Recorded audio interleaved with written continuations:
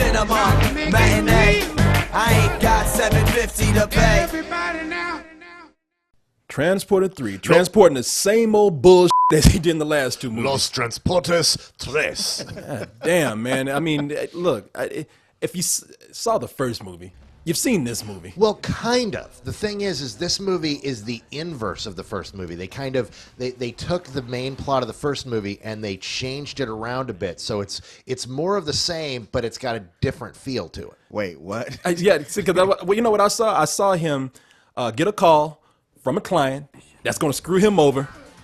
He beats up a bunch of guys, does impossible shit with his car, and then hooks up with a girl and waits to do it again for the next movie. If you're going to make a third one, give me something different. You know, it should be him like talking to that client in the beginning, going like, I got to ask before I take this job.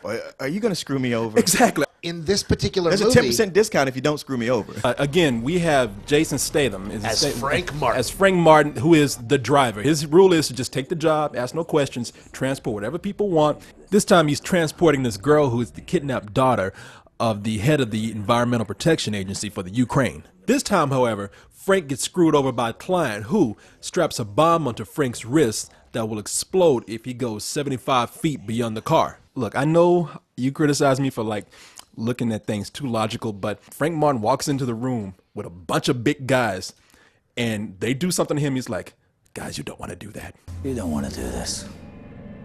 I don't think you're in a position to tell me what I do or don't want to do. And we know he's going to kick ass. In this movie, he kind of beats up the same people twice.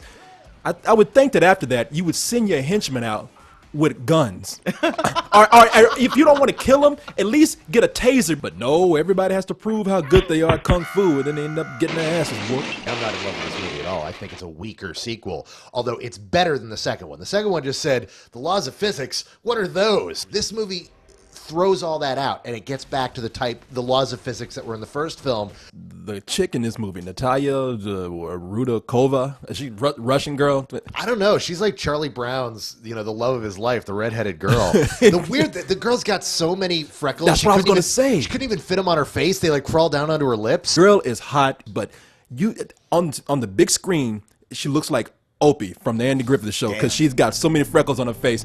And your name is? What matters my name? We're sitting here in a car with two exploding bracelets on our wrists going to the same place. I would call that being in the same situation. It's not. They are going to kill you. I'm aware of that.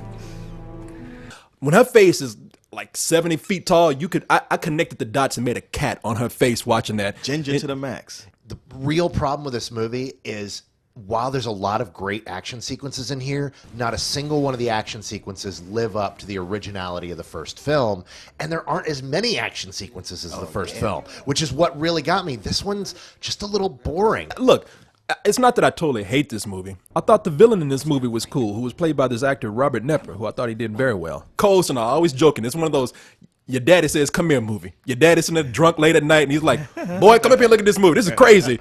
And you watch it with him and it makes no sense, but it's fun to watch at midnight with somebody else to make fun of, preferably drunk. So I would definitely recommend this as a rental to somebody.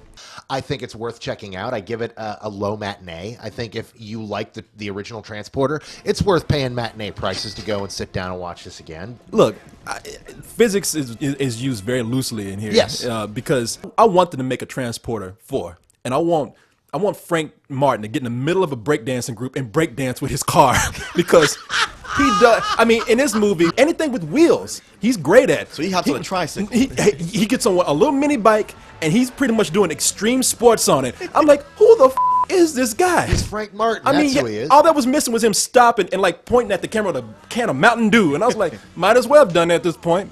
And women love this. This is the perfect action movie for women because they love for Jason Statham to take his shirt off. I mean, at first, it's like kind of cool because he's, what he's doing is he's using his various articles of clothing as weapons, and then you realize, wait, motherfucker, half naked.